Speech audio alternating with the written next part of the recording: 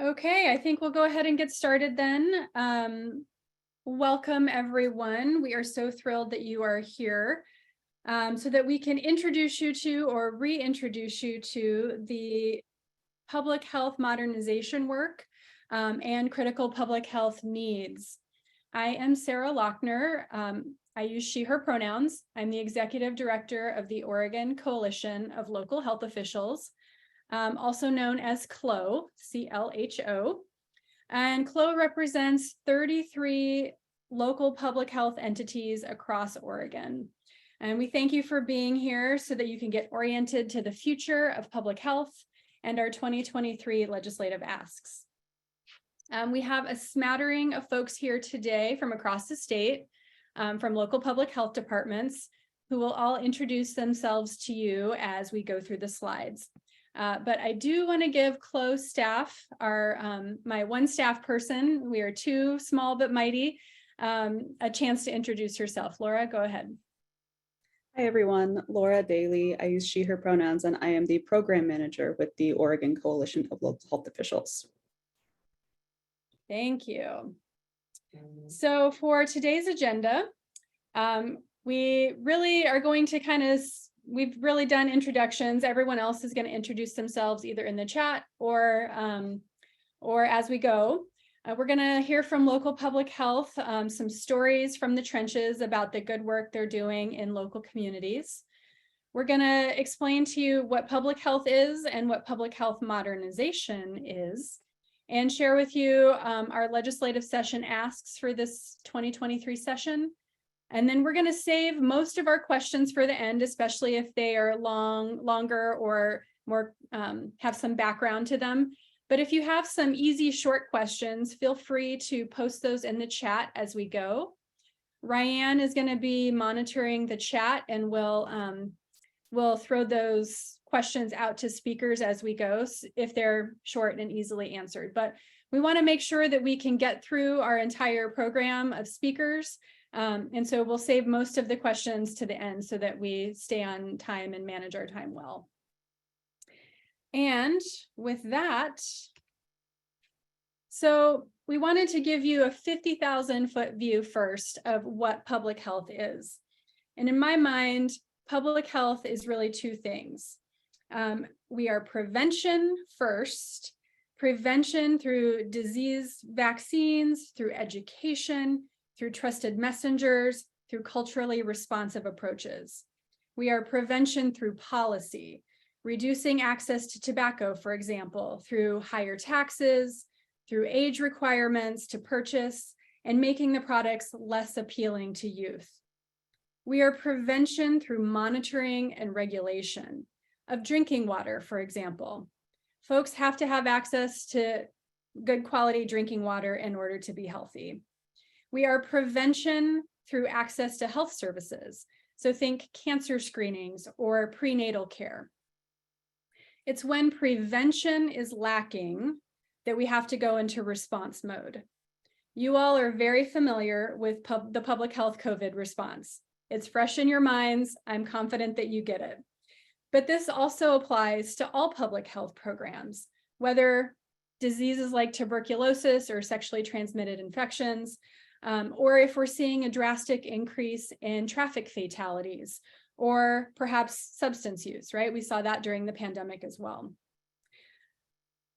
But to dive just a little bit deeper, public health, really, a solid public health program is really having programs and access to all of these buckets of work. These are called the foundational programs of public health. Public health encompasses actually over 130 different program areas, too many to list on a slide. So I've got just a sampling here. And many of these cross over into multiple areas. So for example, foodborne illness is both a communicable disease and an environmental health issue. Cancer screenings and oral health fall into both access to healthcare services and chronic disease prevention. So whether it's communicable disease, environmental health, access to health services, or chronic disease prevention, We want to make sure every Oregon county has access to these types of services. And the vast majority of these services are funded through federal grants. The state legislature has provided a little bit of funding for certain things like universally offered nurse home visiting for new parents and babies. But typically, most of the funding is very specific to the disease or the program, and it usually comes through the federal government. Some programs are funded by fees. So think tobacco retail licensure. To get the license, retailers pay a fee, which then supports the program, or restaurant inspections as well. Some clinical services are funded through insurance billing, others are not. So immunization services, sexually transmitted infection testing, case management for high lead levels, and other services like that can and should be billed through insurance. Prevention programs, however, have been operating on a shoestring budget for decades. We get a few dollars from the state and a few dollars from the federal government, and sometimes a few dollars from private foundations. These funds are often for very specific purposes like tobacco cessation or tobacco prevention, opioid prevention. And the specificity of these dollars does complicate matters. If the funds were more flexible, they could be used perhaps more efficiently, lumping all substance use together and instead of just focusing on opioids. Public health actually serves a critical, yet often invisible role in health. Although a disproportionate amount of attention is placed on medical care and the treatment of diseases, illnesses, and injuries, public health takes a community-wide approach to improving health and the social factors that contribute to good health.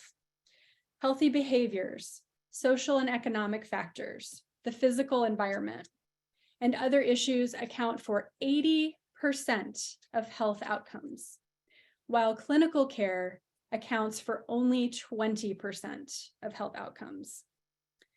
Through such activities as promoting healthy eating, active living, controlling infectious disease outbreaks, and preventing injuries, public health efforts allow Oregonians to live longer and healthier lives, and is essential to the vitality and prosperity of communities across the state and across the country. However, many Americans do not recognize the value of public health systems, the value that they bring to their communities until these systems are needed. So the takeaway here is that public health does a lot. But unless you have a drinking water well or a restaurant that is inspected regularly by public health, the work they do may largely fade into the background because it's so interwoven into the fabric of our everyday lives.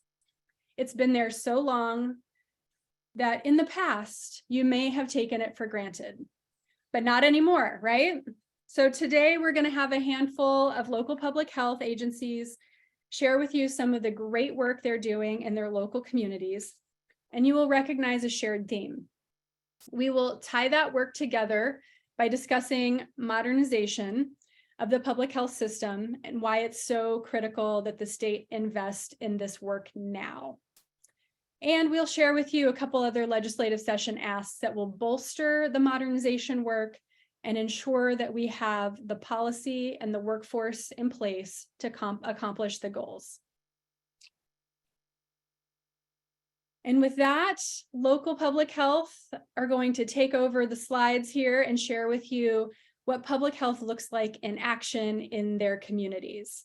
And first up, we have Washington County, who's going to go ahead and introduce themselves and share one snapshot of the fabulous work that they do. Go ahead, Washington County. Thank you, Sarah.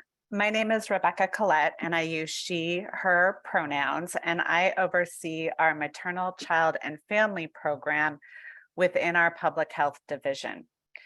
Today, my colleague and myself, Dalila, are going to share how our public health local authority is positioned to further improve economic health and life outcomes for children, youth, and families with the next phase of public health modernization.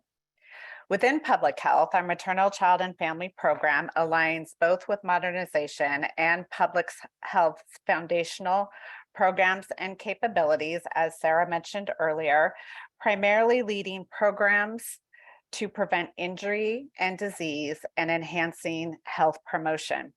Also, we really center on health equity, cultural responsiveness, and community partnerships.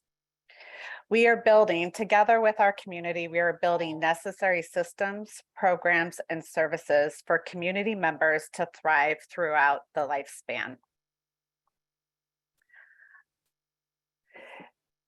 Next slide, Will, let me see here. Nope, sorry, back. Sorry about that. These foundational programs and capabilities include preventative supports, early detection, and intervention for the physical, social, and emotional health of caregivers, children, youth, and families through screening, triage, and connection to community supports.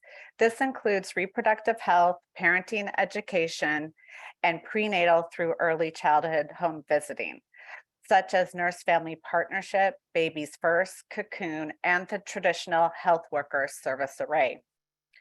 We know that early life experiences, both nurturing and adverse, are biologically embedded and influence outcomes in health, education, and economic stability across the lifespan. By supporting families from preconception through the first 1,000 days, we can improve school readiness. We can improve family stability and decrease child maltreatment. National work is really highlighting early relational health. And early relational health demonstrates the need to align our collective efforts in partnership with pediatrics, families, and communities to develop safe, stable, and nurturing environments that buffer adversity and build resilience. However, as Sarah also mentioned, despite our best efforts, our reach is minimal due to limited capacity and siloed and often inflexible revenue structures that do not support the breadth and depth of collaboration needed for success. Where we can intervene and make a difference now is through improving access and capacity for preventative care, prenatal and postpartum mental health, supports for infant, child, and interpersonal home safety and meeting basic needs. Just by simply providing diapers, which is a national need for 1 in 3 families, we would be keeping children clean, dry, and healthy, and supporting their physical and developmental health, as well as the caregiver's mental health and the family's economic well-being. And finally, to do all this by being culturally relevant and linguistically and providing services in a linguistically appropriate manner. While the work ahead will definitely be challenging, we are ready to make a difference and shift with the early relational health paradigm. Through funded partnerships, including families, community, governmental public health, and the medical field. It is with the next phase of the public health modernization investment, we will expand our reach, which currently is only about 8% of Oregon's perinatal Medicaid population, to serving many more families. Many of the solutions are right in front of us, which my colleague is going to share in just a moment. We can achieve this change by increasing public health capacity to partner with community and support a coordinated system with a robust service array for children, youth, and families. We can achieve this change by increasing supports for small businesses, such as childcare and culturally specific organizations, to succeed as foundational pillars to the health and well-being of our workforce. And we can achieve this change by shifting efforts to support early relational health and perinatal early childhood policies and programs, such as the overall home visiting system and traditional health worker practice. Studies tell us that families engaging in home visiting are more likely to seek prenatal care, have healthy parent-child attachments, and higher language, cognitive, and academic achievement. Parents are more likely to be employed. Traditional health workers are skilled at addressing the broad needs of families and foundational to meeting our successful home visiting outcomes. My colleague Dalila is here today to share more about how traditional health workers, particularly community health workers, partner with families to support their goals. Dalila? Thanks, Rebecca, and good morning, everyone. I'm Dalila Forbush. I use she and her pronouns, and I'm part of the Maternal Child and Family Program with Washington County.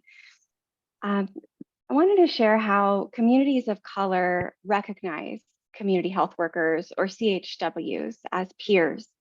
We're individuals who come from similar lived experiences as the communities we serve, and oftentimes we speak the same language.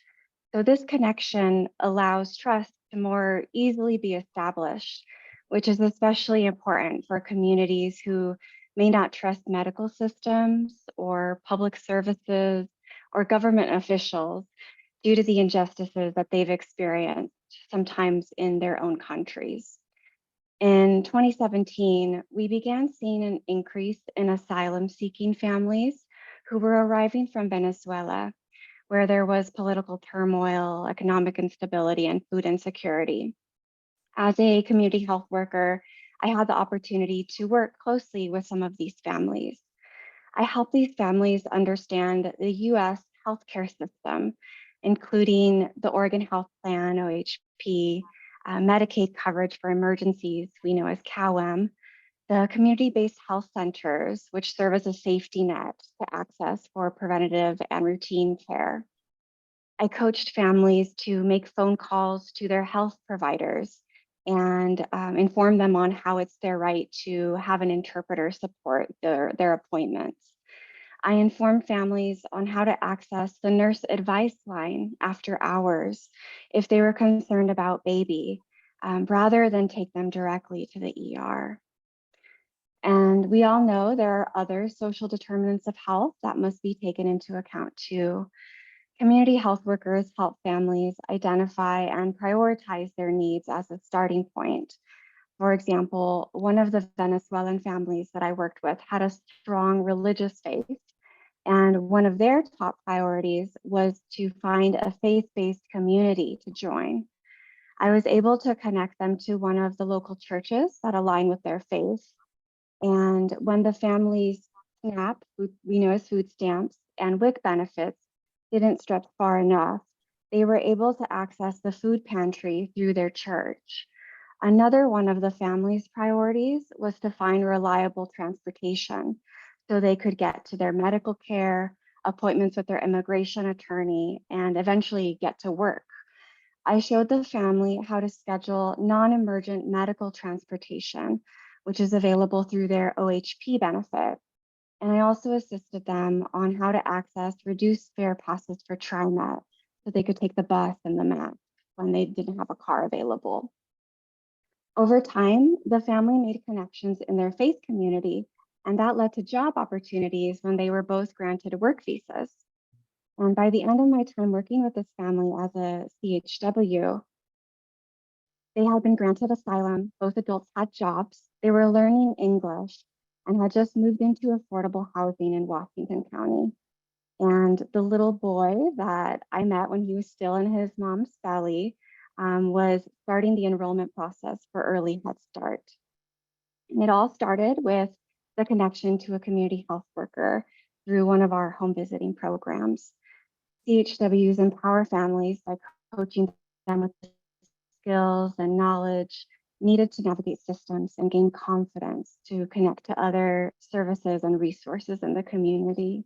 And these social supports during times of need can lead to self-sufficiency and better health outcomes, which ultimately has a positive impact for the community at large.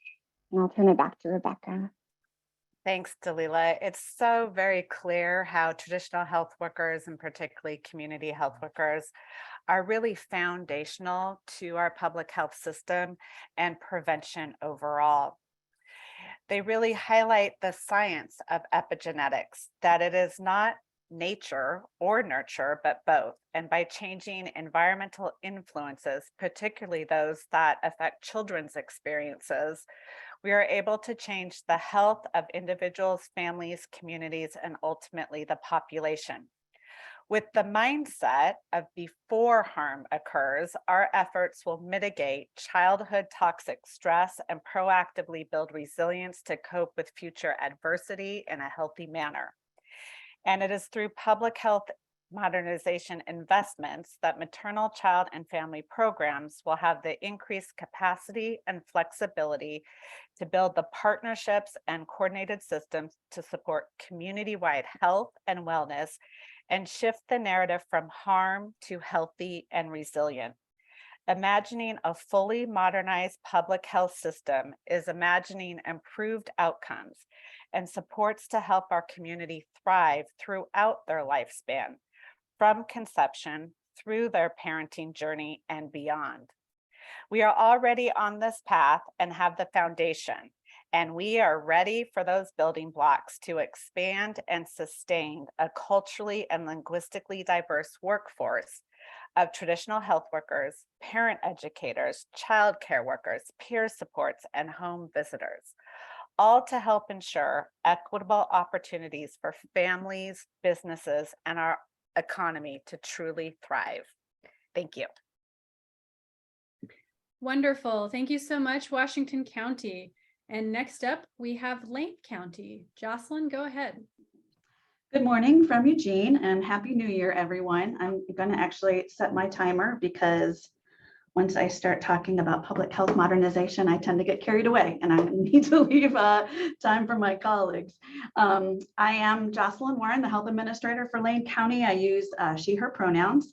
And today I'm going to describe new programs at Lane County Public Health, all of which have grown out of our COVID response and were made possible with modernization funding. I think these really illustrate how public health is evolving here locally. So the first is mobile public health. This is a new program that is deploying a small fleet, including the mobile clinic pictured here and a few smaller vehicles, to locations throughout the county for services. As you know, Lane County is both large in population size and also geographically, stretching from the Three Sisters to the Cascades. In the Cascades to the coast. So there's a lot in between there, and there's much more than just the Eugene Springfield area, which tended to get a lot of our attention previously. So this group takes COVID vaccine and testing to community events, to health fairs, churches, farms, bus stations, mall parking lots. They get a lot of requests, and so they do their best to manage all of those. And they also take vaccine and testing to people in their homes, people who are homebound. So that's a really important service too, I think. So we're able to reach people now because we have this expanded staff that include bilingual, bicultural people and folks from the communities that we're wanting to serve. That's a really important piece. It's a lot like that community health worker model. They are trusted. They have relationships already in the community.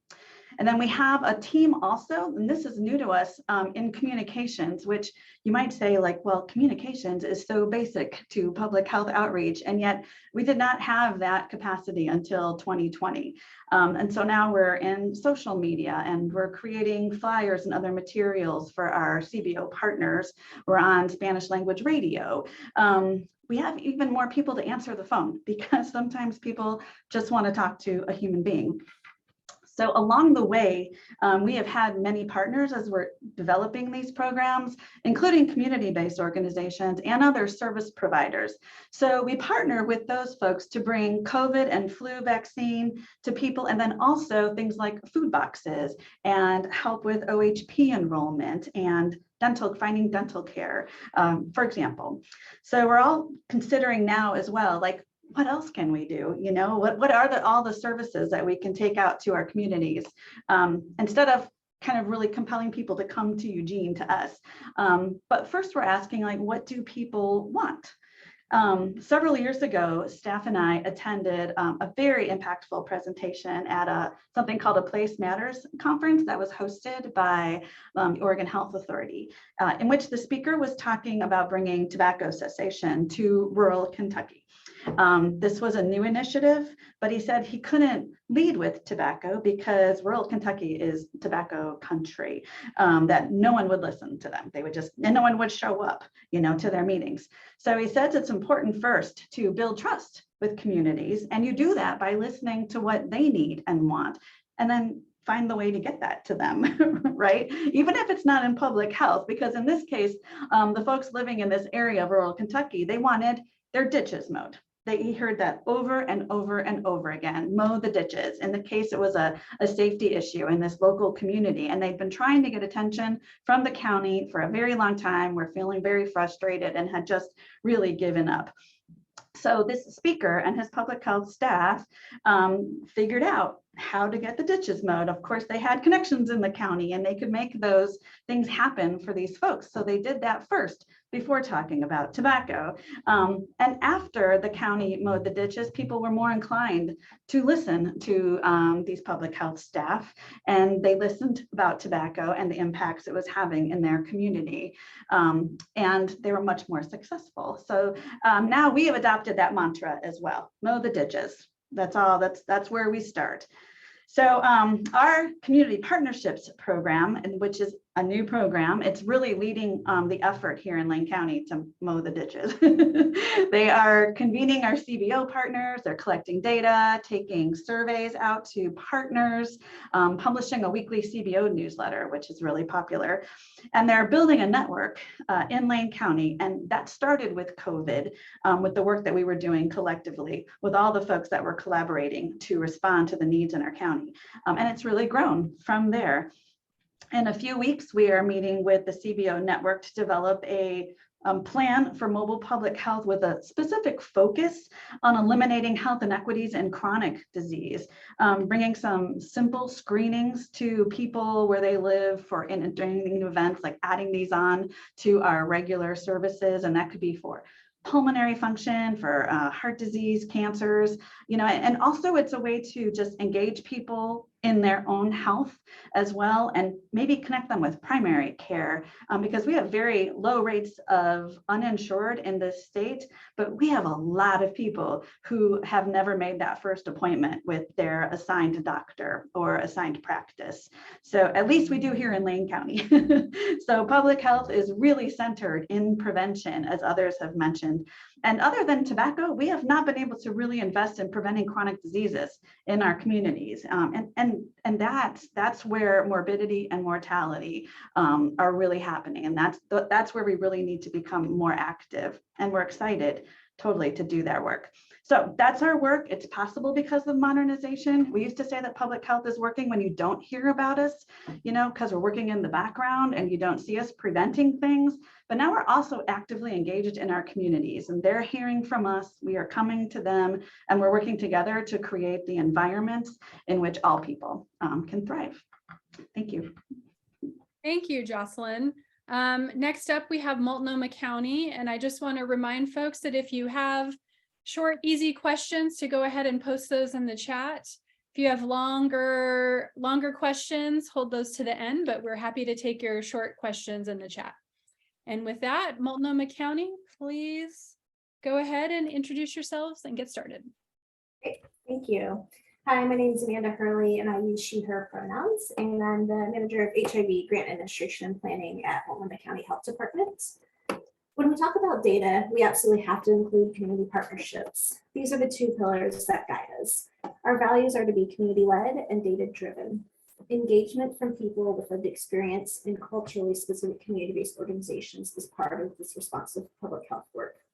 I'll briefly discuss our regional data mart, and my two colleagues will dive more deeply into two stories of recent work where you'll see the impacts and relationships between public health data use and community partnerships. Next slide, please. During the COVID response, we added staff and improved access to communicable disease data via a regional data mart. Multnomah County, Clackamas, Washington, and Yamhill counties participated in the regional data mart through a data sharing agreement. These changes greatly improved our ability to respond to COVID, mpox, respiratory illness, and STI outbreaks. As you're aware, people cross county lines and access treatment wherever is convenient, affordable, and/or culturally and gender affirming, making regional coordination essential. Part of the work that we have done with our public health modernization and other funds has been improving data equity. Across the public health division, we are moving towards more consistent application of data justice principles. As you'll see from this slide, collaborative action is at the center of this. Through the regional data mart, we are able to look at disease patterns with an understanding of social determinants of health. Community voice and engagement, which can and should include staff from represented communities, are crucial to create effective interventions and disseminate public health messages. Next slide, please. The Regional Data Mart is a mirror of the state reportable, mostly communicable disease databases that allow local health departments to perform complex analysis of regional and single county data for infectious disease, create real-time internal and public-facing data visualizations, make other uses of data more efficient and comprehensive, such as using reportable lab data to evaluate and support regional public-funded HIV services. During December 1st through the 14th of 2022, over 7,600 files were imported into the data mart, leading outbreak identification and disease pattern tracking. The collaborative project has also improved the quality of the state system in years and is being used as one of the foundational templates for their data modernization. Next slide, please, and I'll turn it over to Charlene. Thank you, Amanda. Good morning, everyone, and Happy New Year. My name is Charlene McGee, and I have the privilege of working as Multnomah County's REACH Program Manager. And REACH stands for Racial and Ethnic Approaches to Community Health. While our program prioritizes Multnomah County's African American and Black immigrants, the outcomes of our work benefits the entire population of Multnomah County. The REACH program, along with our Chief Coalition and multi-sectoral partners, work collaboratively through our funding from the Center for Disease Control and Prevention to implement 3 primary strategies: nutrition, community clinical linkage, the built environment, and 2 cross-cutting themes: communication and economic development, to identify, design, and implement communications, policy systems, and environmental improvements to address chronic disease disparities and burdens among Black and African immigrant and refugee infants, youth, adults, and elders. So simply from the cradle to the grave, from the cradle to the cane. Next slide, please. Our work is an example through our focus on policy systems and environmental change, where we center health in all policies. The examples I'm using today centers the built environment work, where we've leveraged the REACH Transportation Safety Report, which serve as the baseline for establishing disparities in Multnomah County. To note, traffic crashes are the contributor to unintentional injuries and is the 3rd leading cause of death in Multnomah County. The mortality rates for unintentional injuries for our Black and African American residents is 1.7 times the rate of our white residents. The Health in All policy is a collaborative approach that integrates and articulates health considerations into policy across sectors to improve the health of our communities and policy. Health in All policies recognizes that health is created by a multitude of factors beyond healthcare and in many cases beyond the scope of traditional public health activities. Transportation is a social determinant of health. Transportation, as you can see, is a connection to multiple issues, including access to medical care, environmental quality, access to food, safety, and physical activity. As I shared under our REACH physical activity strategy, one of our key deliverables was the release of this traffic safety report. This body of work highlights the impact of the built environment. There is an important connection between population health and the built environment. Physical spaces can expose people to toxins, pollutants, and influences that contributes to diabetes, asthma, and coronary vascular disease. We hear from community members as we're encouraging them to engage in increased physical activity and or encouraging them to meet the CDC recommended 60 minutes of physical activity per day, that safety is a priority. They're in neighborhoods without sidewalks. They're in neighborhoods where they don't feel safe. They're in neighborhoods with fast moving cars. Next slide, please. These are just a collection of different headlines that highlights and speaks to the community concern, where community members who are simply walking, biking, or riding public transportation have been victims. Next slide, please. With the release of our traffic safety report, and as noted, with the funding from CDC, we are required to focus on communications campaign as well as policy systems and environmental change. With the baseline establishment of the traffic safety report, we provided a list of recommendations that centers these different areas. And I can elaborate more on the policy of those and we can also share out the full policy report. With that, I'll turn it over to my colleague, Brianna. Thank you, Charlene. Hey, honey, wash day. Good morning, everybody. My name is Brianna Bragg, and my pronouns are they or she. I am a Hongtuan, French, and Norwegian, and I have the honor to work with the Native community, the Native American and Alaska Native communities, and as the program specialist senior in the Community Partnerships and Capacity Building team, or the CPCB team. Part of my work focuses on the support of the Future Generations Collaborative, or the FGC. Today, I'm privileged to share with you just a bit about our work. So part of the successful public health response to emerging data highlighting community-specific health disparities is to support the response from the community that is most impacted.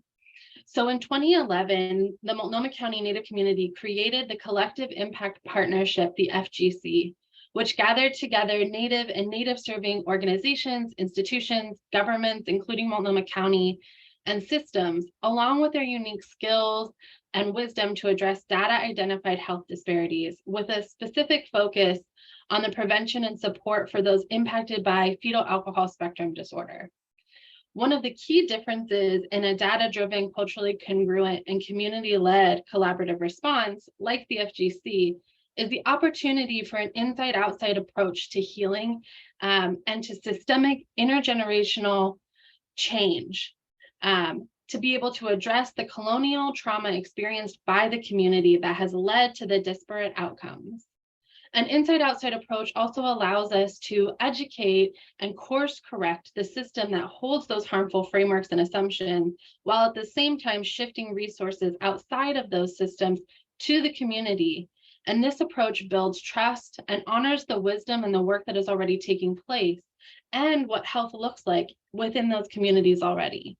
So in order for this type of work to be impactful and sustainable, it takes an investment of time, relationship, and flexible funding. Next slide, please. We can see an example of this in the FGC's COVID-19 pandemic response.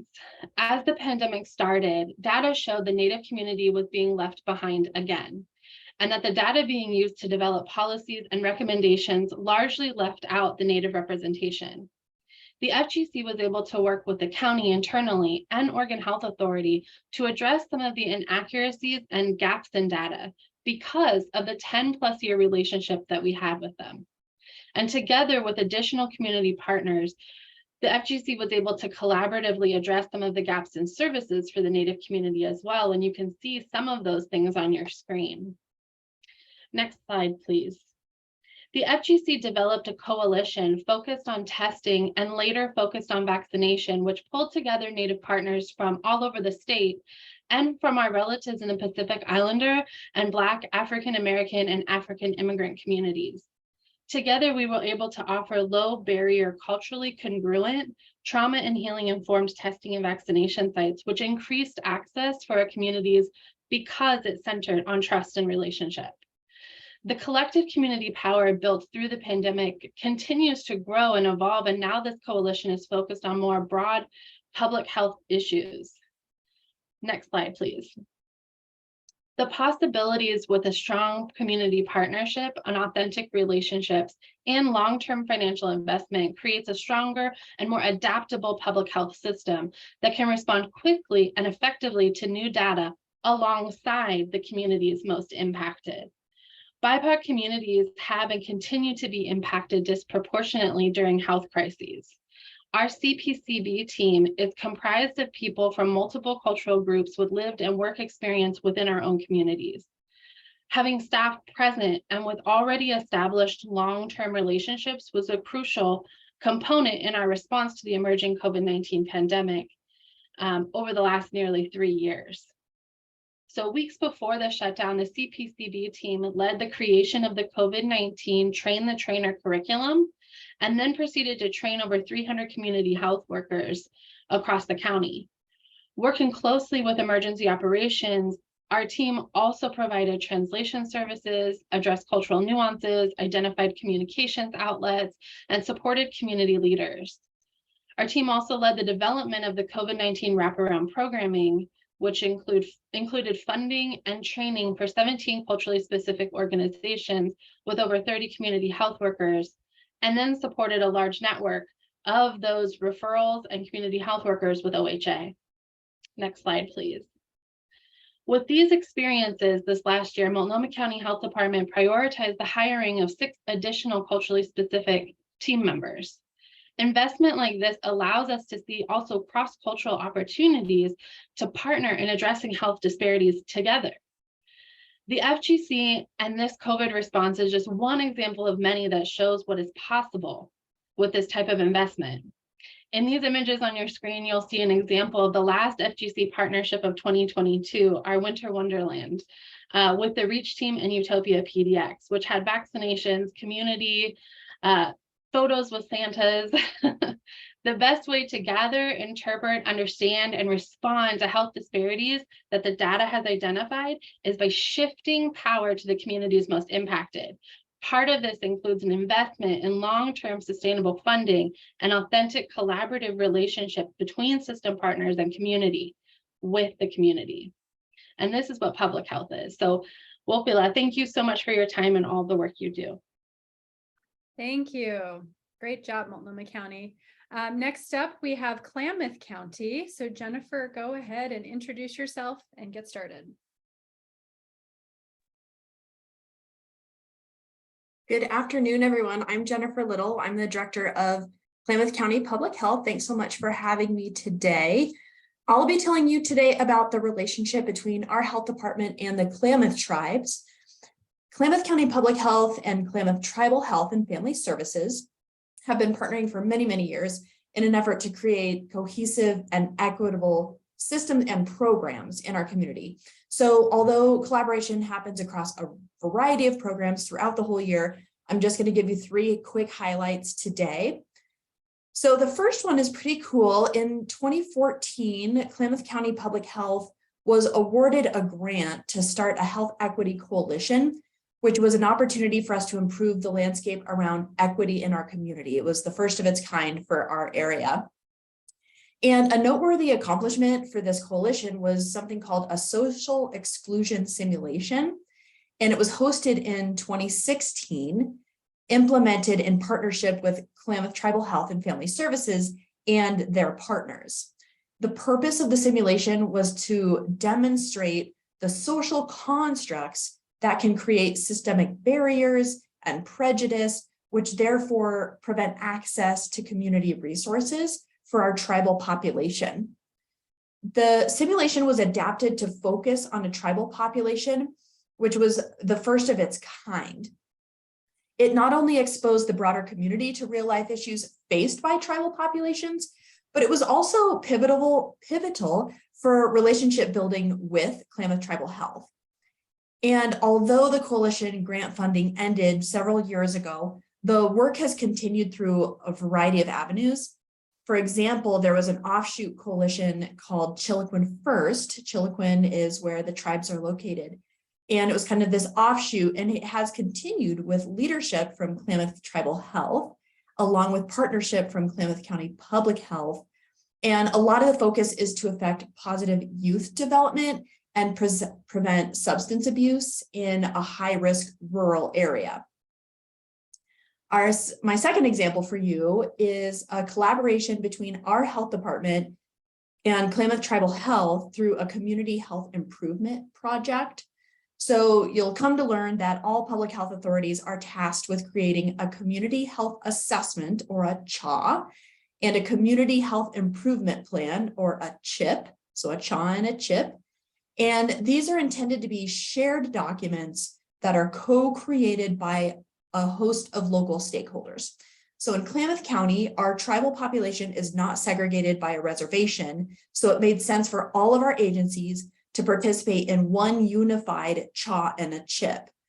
The tribes, public health, and multiple other partners collaborated to collect survey data, analyze results, and finalize the documents and put together plans for the future.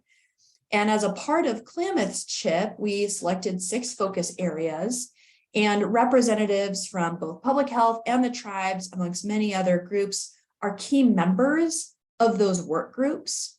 And so our CHIP is a 3-year work plan, and it's our guiding document for aligned and equitable community health improvement work. And my final example for you today is a project that happened several years ago. In 2016, we were awarded a grant from Oregon Health Authority called Sustainable Relationships for Community Health, and it funded cross-agency systems change work. Specifically, partners from Klamath Tribes, Public Health, our local hospital, and OSU Extension worked together to build something called a closed-loop referral system. And the specific target for that was smoking cessation, diabetes prevention, and chronic disease self-management programs that were being offered by all of our agencies. So this kind of systems change is tricky because all of our agencies use different computer platforms for processing patient referrals. But by working together, we were able to think through kind of a universal process that could be adapted to each agency's computer system. So at the end of the day, we wanted to be sure that the access points for all these community health services and programs were unified, and we had a no wrong door system. So that's just a quick glimpse into some of the collaborative projects between Klamath County Public Health and Klamath Tribal Health and Family Services. And of course, we have many, many more examples, and we're committed to continuing our relationship in the future. Thanks. Wonderful. Thank you, Jennifer. So earlier we talked about what public health is, and you've heard a number of examples. So then the next question we want to answer for you is, what is public health modernization? What does that word even mean, right? So public health modernization means really 2 things. One, it means that all parts of Oregon would have public health services in these 4 key areas: communicable disease, environmental health, access to health services, and chronic disease prevention. And 2, to support these programs, all health departments need foundational capabilities. Rebecca from Washington County mentioned foundational capabilities as part of her presentation. And these really underpin these 4 program areas to make them all incredibly more effective. So in order for us to have these foundational capabilities, we need flexible funding so that the system is prepared to respond to a host of public health challenges. So for a healthier Oregon with a fully funded public health system, we need the system to support advances in health equity and culturally responsive services, so that we can continue to make and develop community partnerships. So you heard a lot about health equity and community partnerships pretty much woven throughout every presentation. And we have to have those in all of these program areas: in communicable disease, so COVID or sexually transmitted disease, in environmental health, in access to health services, in chronic disease prevention. And that's what public health modernization will support. This allows us to partner with various sectors of government or nonprofits in housing, food, and transportation. It allows us to partner with stakeholders like businesses, faith-based organizations, community-based organizations, and healthcare providers, and also to work with community members and tribes toward the shared goal of providing fair and just opportunity for everyone in the community to achieve good health and well-being. Public health modernization will also support the policy and planning along with leadership and organizational competencies capability. So modernized laws, policies, and statutes protect and promote the public's health in a manner that reflects ongoing threats and challenges. It enables public health leaders to make informed decisions and ensures that the public health responsibilities in statute remain intact and protected. Having sufficient, predictable, and flexible funding in public health supports the system to sustain healthy communities. Locals are able to act quickly to protect the public from expected and unexpected health issues.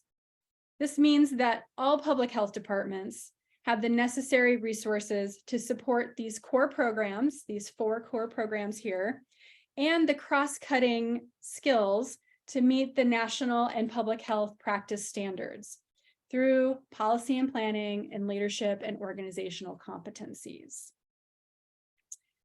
We also, we also need to be able to communicate all this information to the public in ways that they understand, that resonate, and from sources that they trust.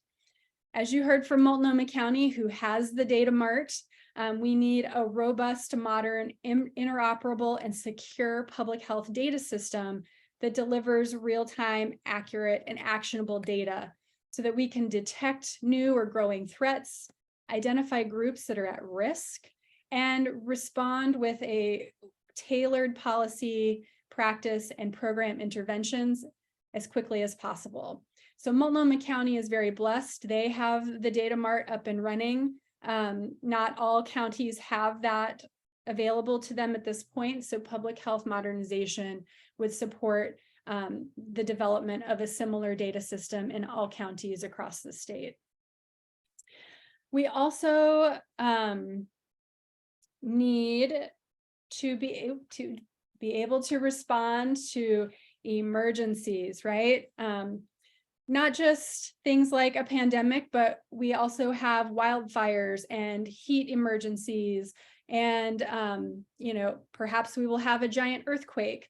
All these things have public health implications, and for that we need a highly skilled, trained, and diverse public health workforce to provide evidence-informed programs and services that address those community health needs across the lifespan.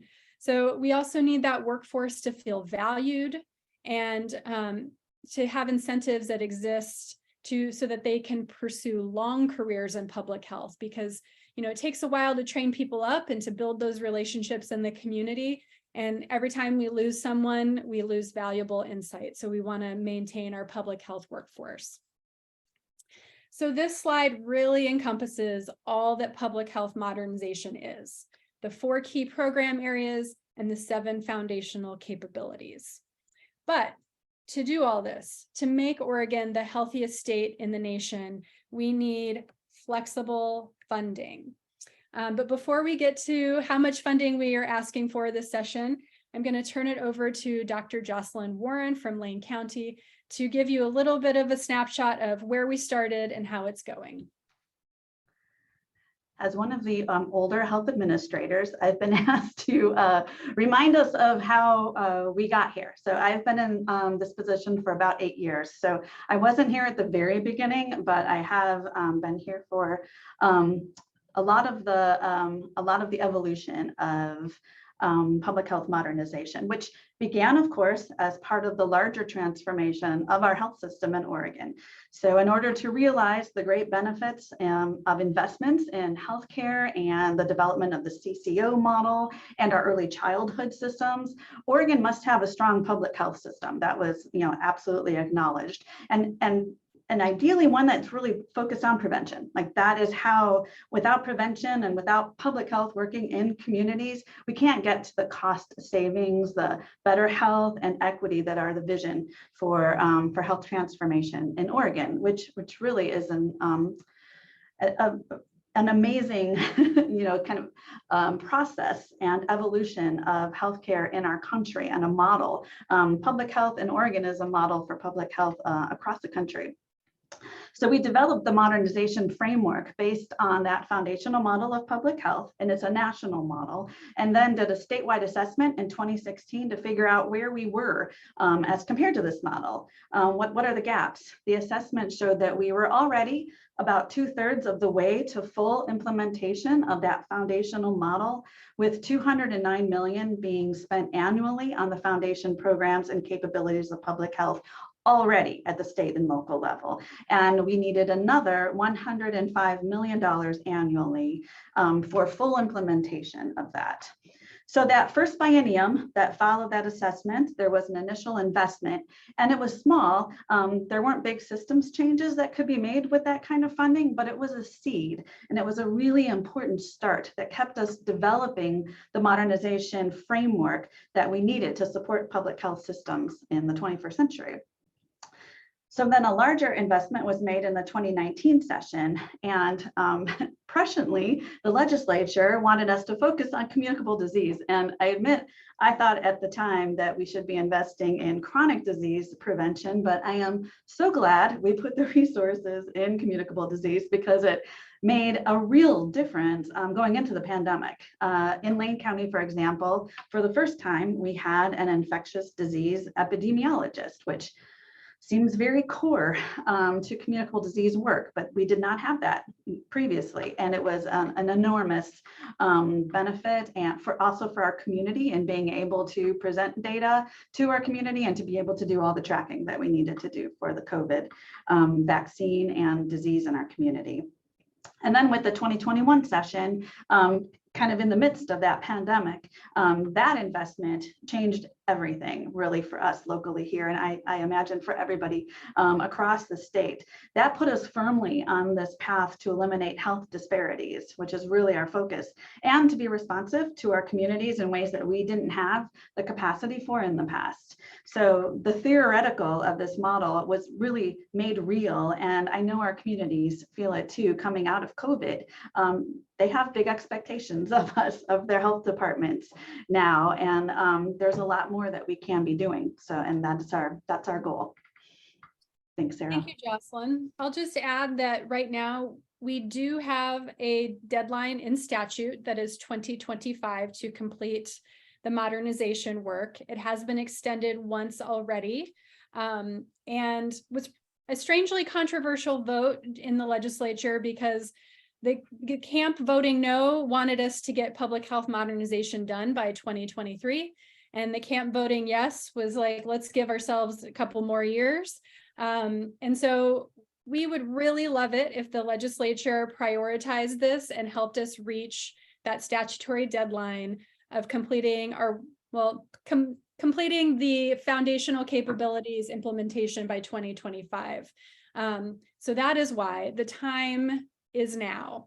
And I'll just say that while the $60 million investment of last biennium, which was 45 million new investment, while that was great, and it is certainly putting us on the road, I'll just note that $33 million across 36 counties does not go that far.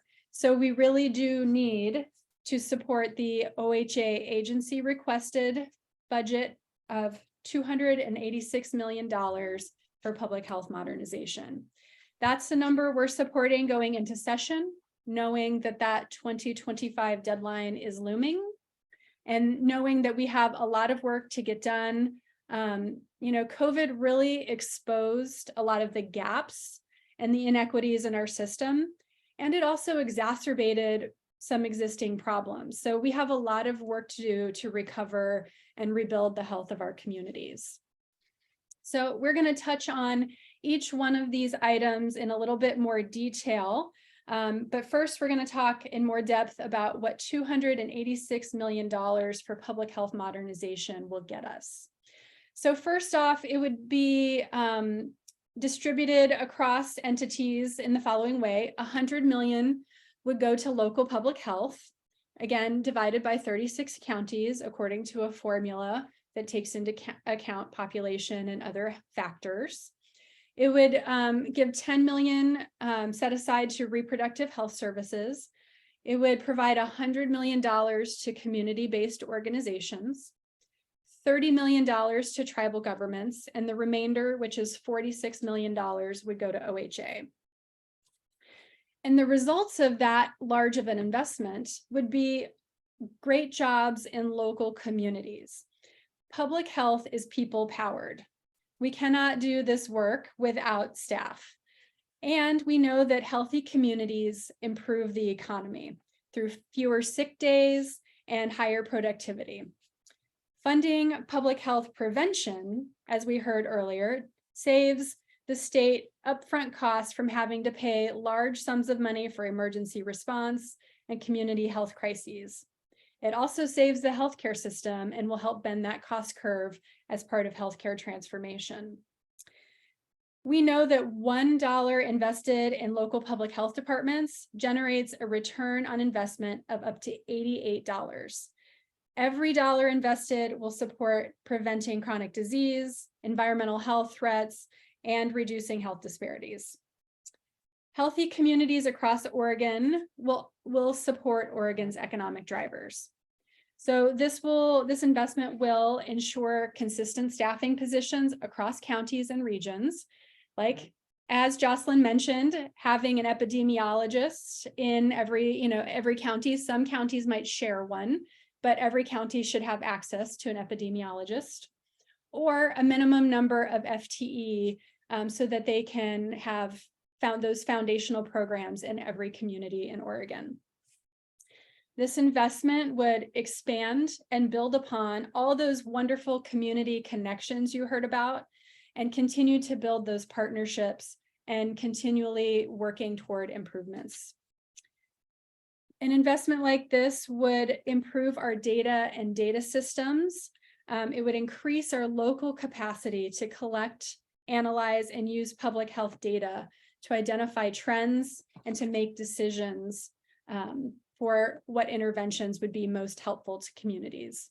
It would help develop and invest in that infrastructure so that we had interoperable systems, we could share data and make data more available not only to community members, but to legislators and their staff.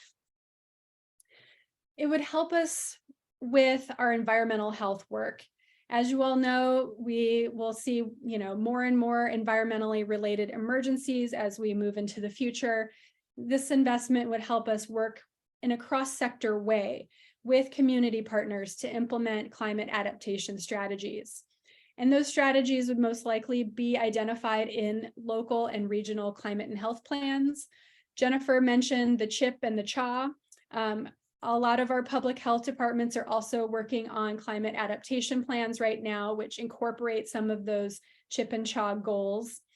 But we need to think about, how to deal with ongoing wildfires, how to deal with drought, waterborne disease, and extreme temperatures. And again, maybe that earthquake.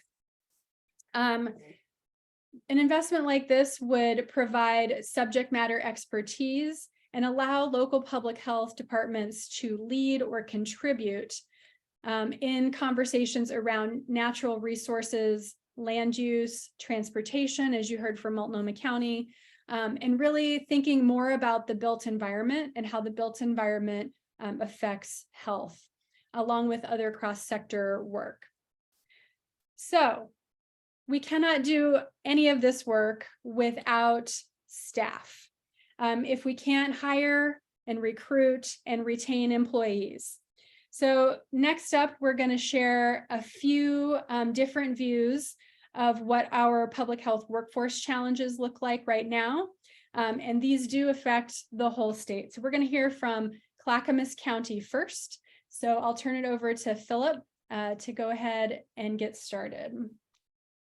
Thanks so much, Sarah. Good morning, everybody. I'm thrilled to join this important town hall. Appreciate the opportunity to speak. I'm Philip Mason Joyner. I'm the Director of Public Health here at Clackamas County, and I use he and him pronouns. Earlier in our session, you heard from my neighbors at Washington and Multnomah counties on the great work that they're doing. And I wanted to provide a high-level perspective on some of the regional modernization work that we've been working to implement since public health modernization has begun in the state, along with some of the workforce challenges that we face in the metro areas. Clackamas County, we are part of the Tri-County region here in the Portland and the surrounding areas. 43% of our state's populations live in this region, and that includes 70% of Oregon's BIPOC communities. It's really critical as county public health agencies that we're well coordinated on the variety of different public health threats facing our community. Sarah spoke to a lot of them, but really the infectious disease responses that we work on together, the environmental health hazards that the community faces. And given the complexity of our community with a shared media market, but the need for us to coordinate the work that we do with our community-based organizations, recognizing that as local government, we can't do this work alone. And a lot of less concern from our public about county boundaries. Next slide, please. Our region, we have a whole lot to be proud of during the current biennium. This slide highlights some of those. You heard from my colleagues at Multnomah County earlier about the data mart, the data infrastructure we've been building that is a regional resource in the Tri-County.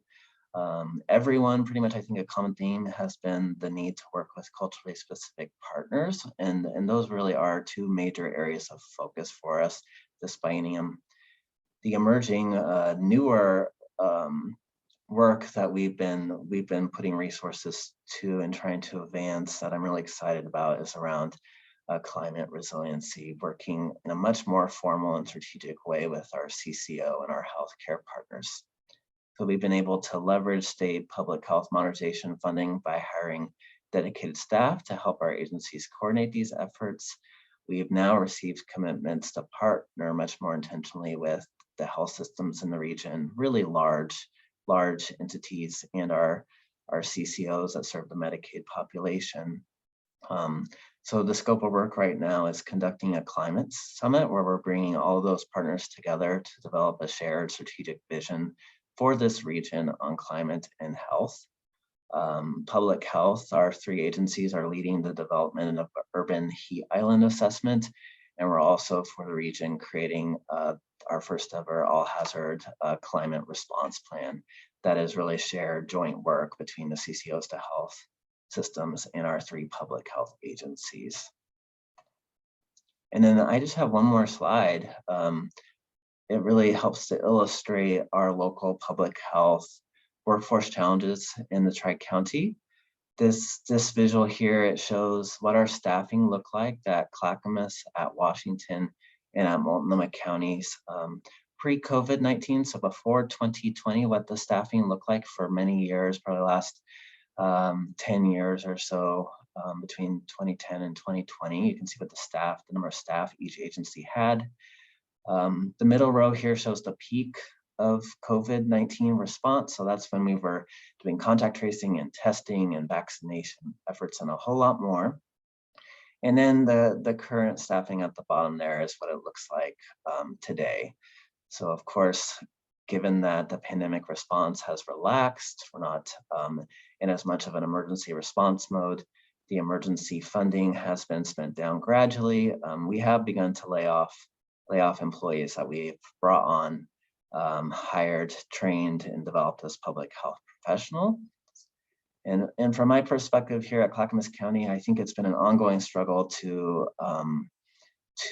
hire nurses, to pay them competitively in comparison to the private sector, to find trained environmental health specialists that can come in right away and can do the job quickly, along with epidemiologists. It's also, as we've grown, the need for administrative staff who have expertise in contracts and procurement, especially as we want to fund and invest in community-based organizations and other partners to do this work together.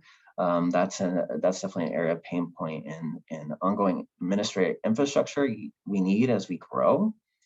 I think from my perspective, it's also been a really big ongoing challenge to build effective relationships with academia. We can go in, we can give class lectures and presentations, we can talk about the great work that local public health does. But the challenge is, of course, having sufficient job opportunities available for students so that they might get excited and see the possibilities of public health being a viable career opportunity, but we just haven't had the job openings across the variety of different aspects of modernization available, so that the future workforce can really enter this field effectively.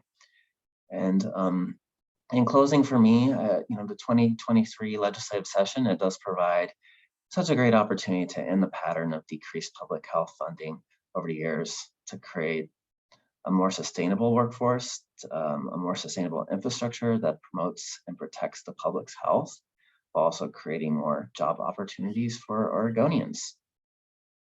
And thank you for the time. Great, thank you, Philip.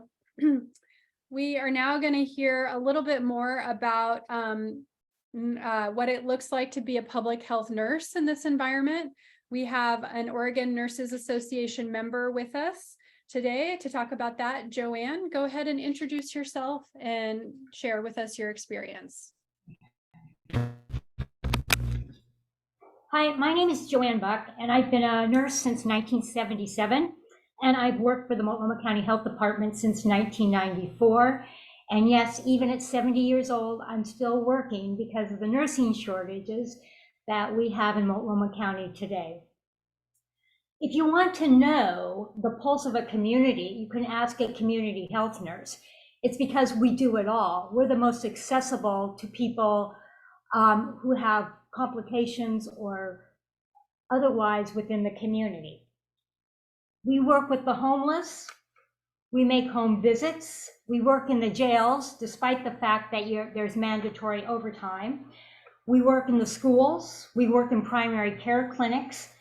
And of course, we manage clients with tuberculosis, HIV, communicable diseases, and recently COVID.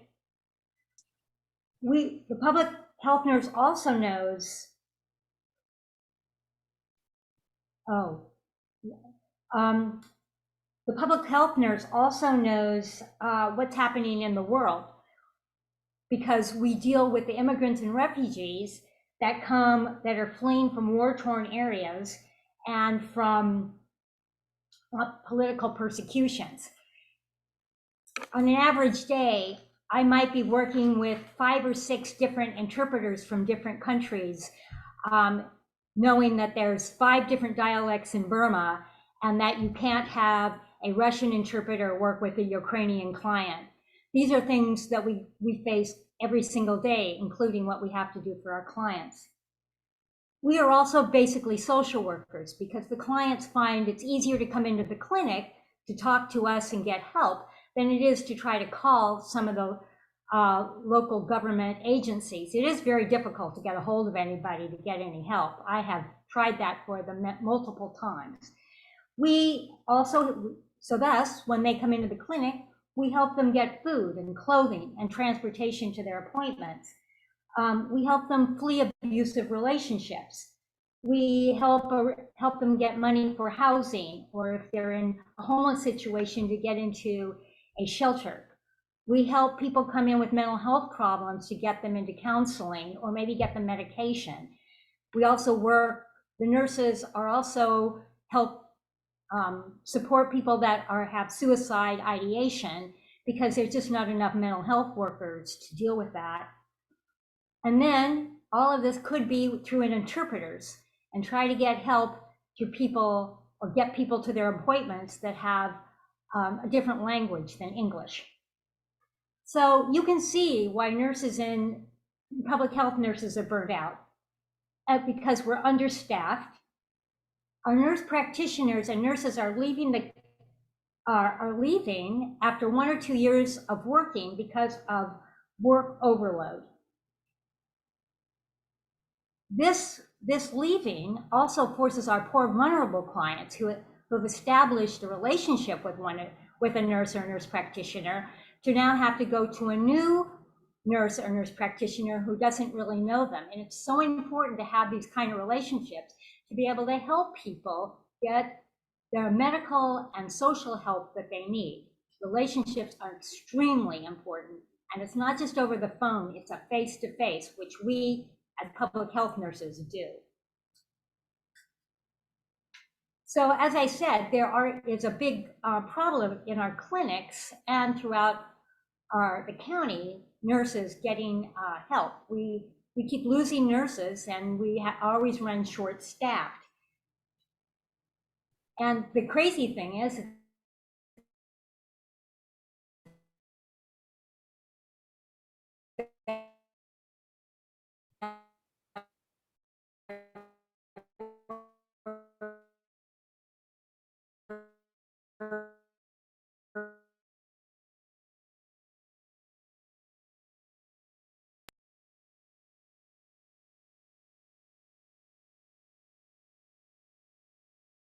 I think Joanne has frozen.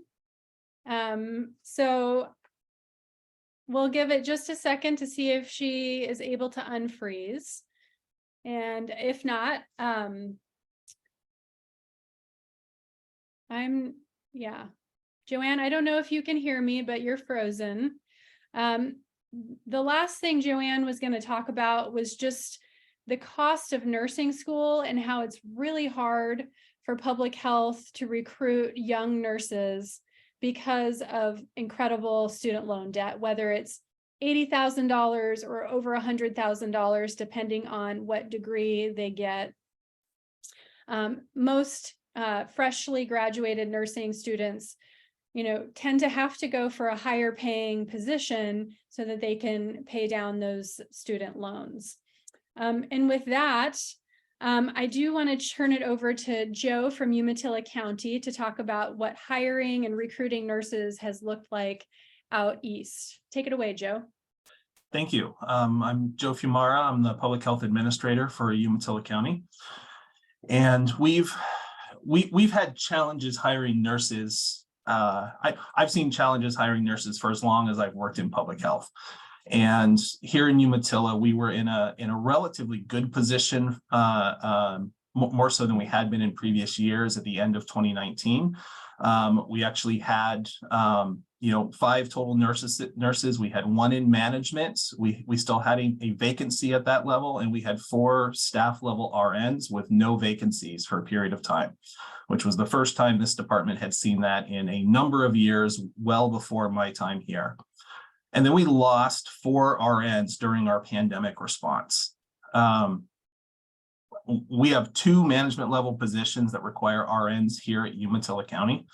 One of them has been vacant since April of 2017. The other has been vacant since March of 2021. It obviously was the position we lost through the pandemic. Through the years, we've tried essentially everything we can think of to increase RN recruitment. We've tried sign-on bonuses, postcard mailers to RNs in the area, radio ads, newspaper postings, website postings.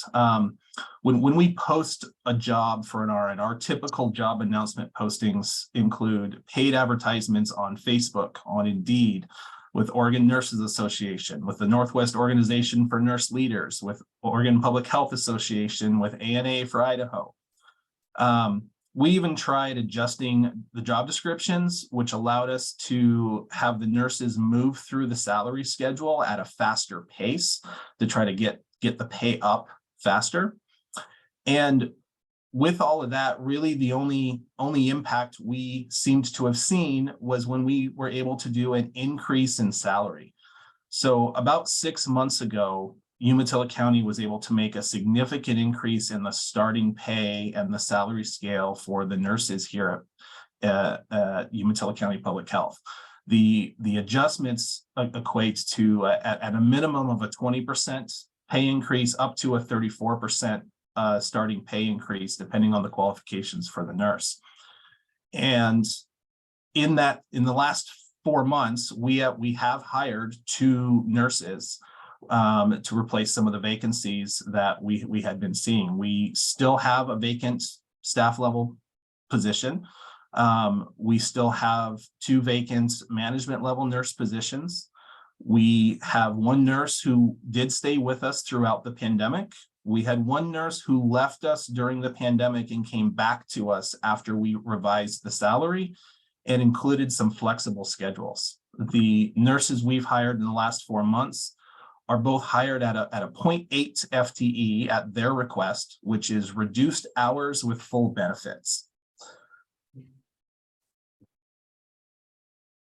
Sorry. When we lose nurses, this shifts the workloads to remaining staff, as was talked about earlier. That exacerbates the issue, leads to more burnout, leads to more staff turnover. Our nurses don't treat individual patients laying in a hospital bed, as might be the common theme you see on TV. Our nurses are working with populations across the county to help prevent those individuals from ending up in that hospital bed.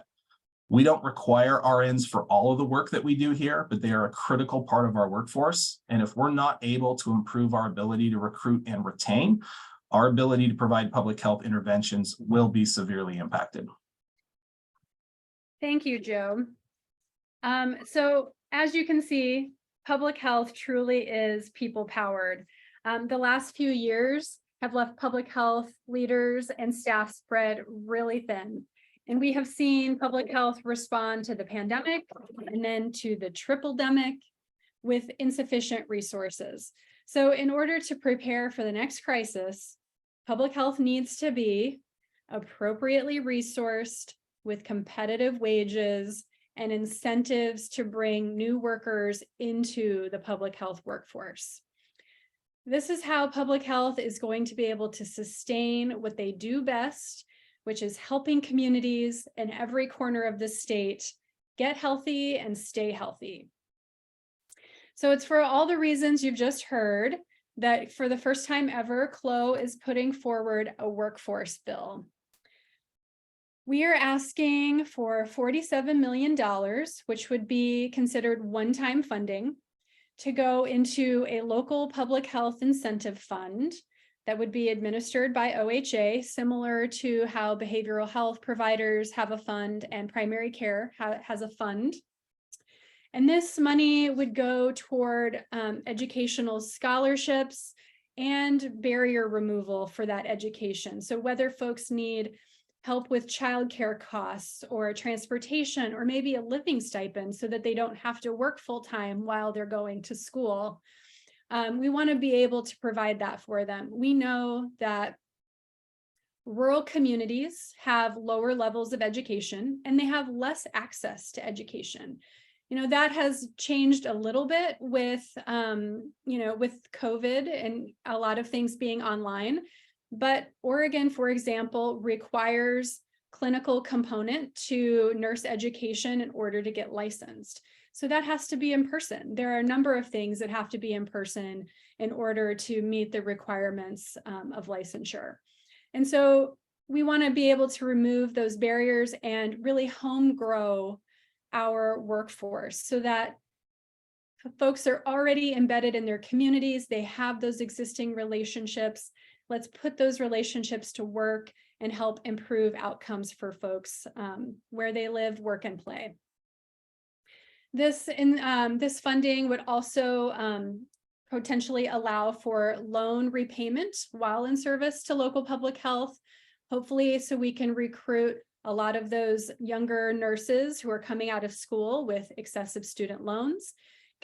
Folks who get other degrees too would be just as valuable to local public health as well, who may also have student loans.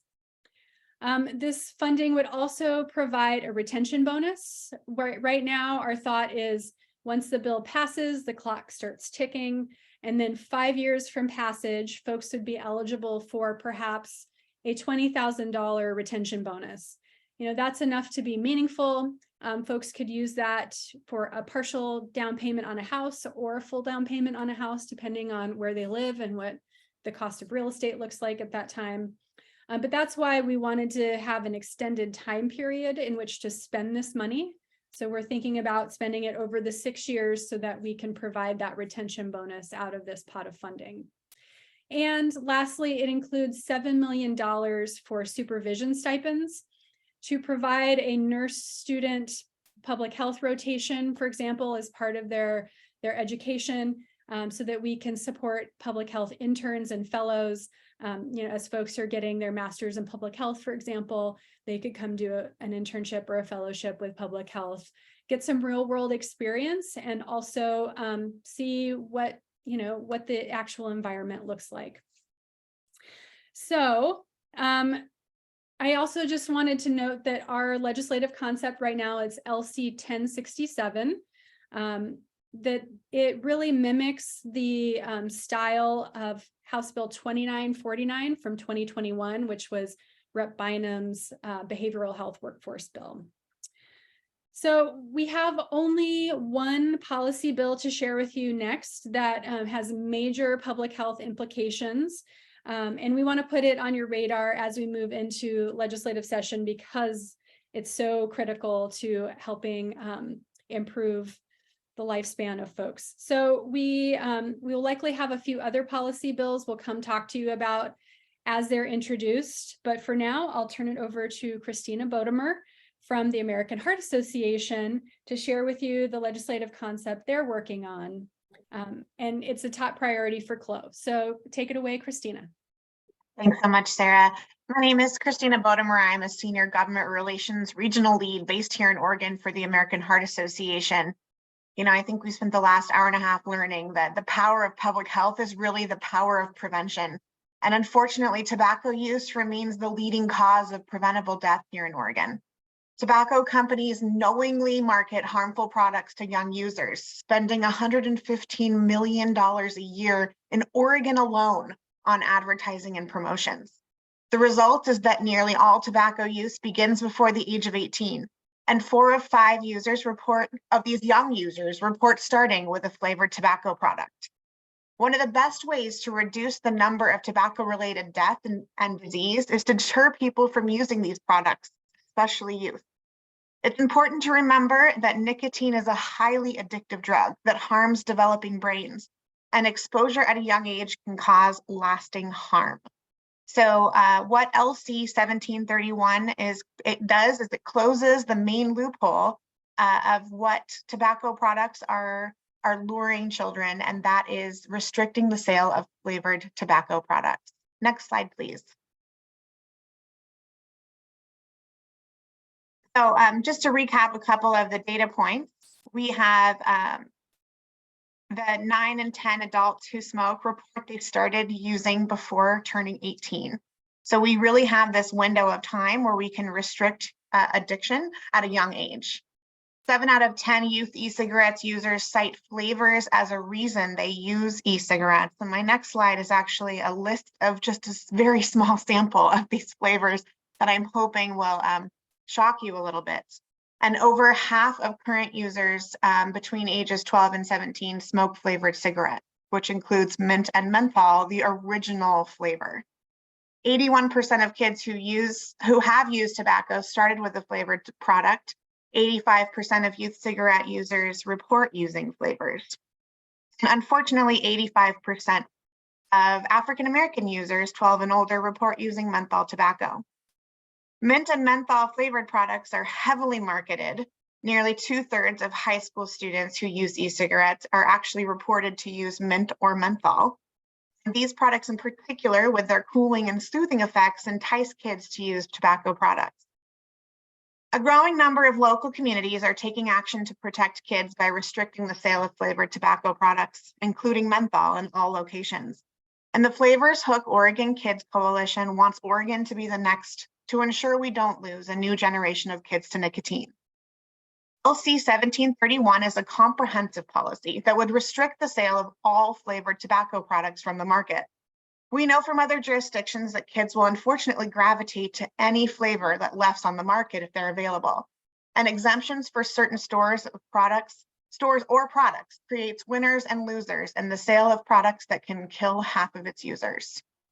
Next slide, please. So as I mentioned, e-cigarettes are available in tens of thousands of flavors that are very appealing to youth. They include fruit, candy, mints, and menthol. This is just a very small sampling of some of those. The overwhelming majority of youth e-cigarette users report using some of these flavors. And I know that I only have a few minutes, but I wanted to share a short anecdote. I have 2 young children. And because of this work, I actually have a jar of tobacco products that I usually bring to the Capitol with me, just so legislators can see what we're talking about. My son, who was 5 at the time, saw that jar of products in my car and asked me to share my candy with him. The product marketing of this is so sophisticated that it is very challenging. They use similar font sizes, similar flavors. As you see here, Skittles and Sour Patch Kids are 2 of the flavors that we have seen in the market. So we have a lot of work to do, particularly in tobacco, to protect our youth because of the nature of the product. So I will stop there. Thank you again for letting me join and make sure that none of those chat comments are for me. Thank you, Christina. Do we have any questions there, Ryan, before I turn it over to Cynthia from OHA to briefly talk about OHA's very similar legislative concept? None so far. Okay, Cynthia, tell us about OHA's concept. Hello, good afternoon already? No, not quite. Good morning still. My name is Cynthia Bronger Munoz, and I'm part of the government relations team at OHA. And I just have to second everything Christina had said. We are running an almost identical bill. This is really important for public health. I support public health at OHA. And this is something that public health has been trying to pass, has been trying to run because it's so important. About 8,000 Oregonians die every year because of tobacco. And this is just another way to get youth hooked. So I just have to reiterate how important this is for public health. And OHA has proposed something. It is on their governor-elect's desk for her consideration. Very important subject, very important for public health and prevention. Thank you. Thank you, Cynthia. So we're all working together to make sure that one of these bills passes, using the strategy ideally of starting one in the House and one in the Senate, making sure that we can get it across the finish line. So thank you, Christina and Cynthia, for sharing that with us. And with that, it's time for questions or comments. So, our 3 big asks for session are the public health modernization investment, which would essentially pay for the day-to-day work of improving our public health system, for the incentives fund at $47 million, which would pay for those extra incentives to get people hired and in the door, and to help them with barriers like student loans, and then the tobacco flavor ban, which Christina and Cynthia just shared. So do we have any questions or comments about what we've shared today?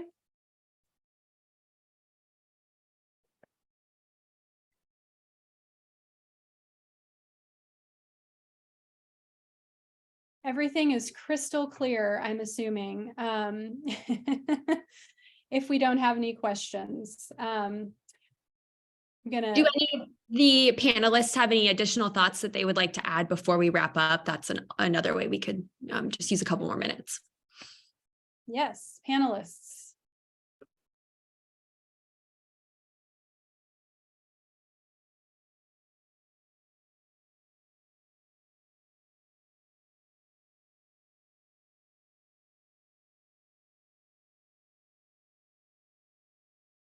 And I'll note that Representative Morgan did ask at the beginning of the town hall if this was being recorded. It is, and if you would like to receive a copy of it, we can share that with you.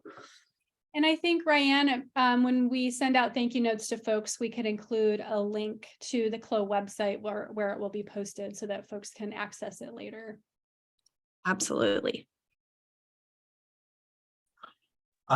And this is Joe Fumara with Umatilla County, and I don't know that I see a question from Kelly Singhos, and I don't know if that was answered by anyone else, and I'm sure there's probably 34 different answers to that particular question.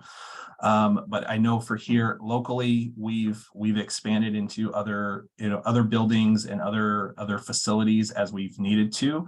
It is part of the reason why it takes time to build this infrastructure, and it takes time to build this work and get people in place and have this work start paying off. And so this is definitely one of these things. This is the long game, right? We're asking for this funding, and this takes time to build out, and these are things we have to plan for. In our case, we're in 3 different locations because that's what the physical constraints of our staffing allow us to do. And we're already in talks about what that needs to look like beyond, because we're trying to be ready for whatever comes down the road and be able to respond to that. And so it probably looks different in every county, but here we've received a lot of support locally from our Board of Commissioners who have allowed us that space and the funding in order to do that expansion, that the funding has allowed us to add the positions. Thank you, Joe. And thanks for bringing up that really important point about building infrastructure and how it does take time. We won't be able to, put all of this in place overnight. It does take time to hire people. Right now, we're seeing that, while a lot of local public health departments are having trouble hiring, sometimes they end up hiring people who don't have the credentials or don't have the training, and then are taking it upon themselves to train those folks up. And again, it takes time to see the payoffs so that we can actually begin seeing the impacts in our communities. Just like you cannot build a bridge overnight, you cannot build public health infrastructure overnight either. And that is also why it's so important that we not wait for the next crisis, because it was really hard to staff up and have the faith that the funding would be there for the pandemic crisis. If we had had more infrastructure in place, we could have pivoted people faster from their regular job to crisis work. So I know that the legislature, it has been announced that, housing and homelessness will be one of the major focuses for this legislative session. I would say yes, and public health needs to be a critical component of that. As you heard from Joanne, as a public health nurse, she is interacting on a daily basis with folks who are either houseless or at risk of being houseless. And so, if folks don't have access to the life-saving care that they need to be healthy and stay alive in their homes, that housing will only go so far. So we need both the access and the housing to go along with the access to services. And Sarah, we do have a question in the Q&A box from Jason regarding the Public Health Workforce Incentive Fund. What other states or jurisdictions have initiated a similar program? Interesting concept, would like some more insight there. Yes, so in Oregon, these similar programs already do exist for, as I mentioned, the primary care providers and for behavioral health providers. There may be some additional loan repayment options through the federal government for public health employees. I think that would just allow us to focus on the other incentives if we didn't have to cover the cost of folks' loans. We could put more into education, or we could also ensure that we have enough money for that retention bonus as well.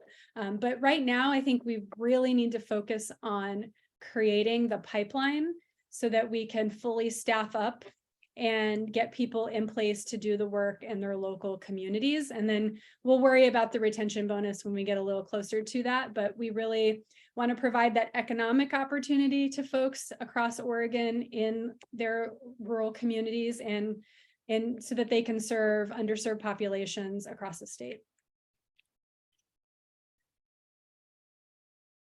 Thank you, Jason, for that question. Hopefully I answered it thoroughly. If not, let me know. Any other questions?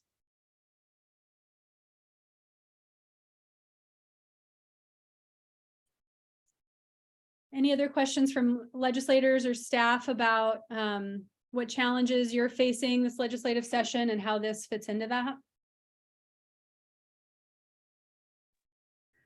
There is a question from Rep. Nelson further in the chat.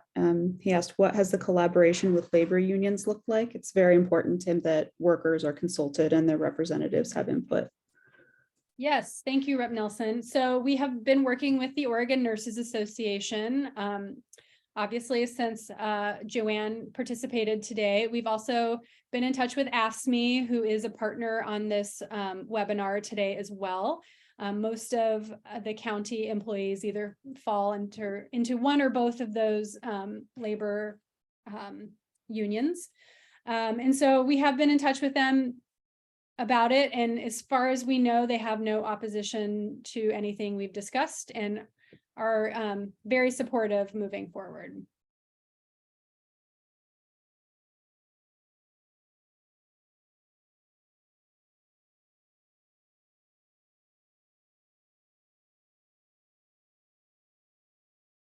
Any other questions?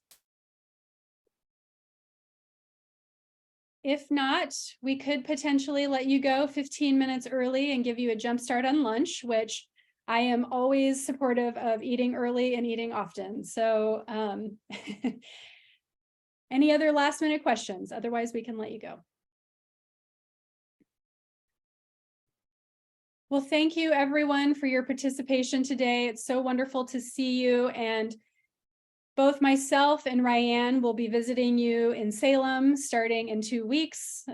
So keep an eye out for us. Be sure to say hi, and we will come follow up with you to see how we can all work together to make this these asks become reality. So thank you, everyone. Have a wonderful rest of your week and Happy New Year.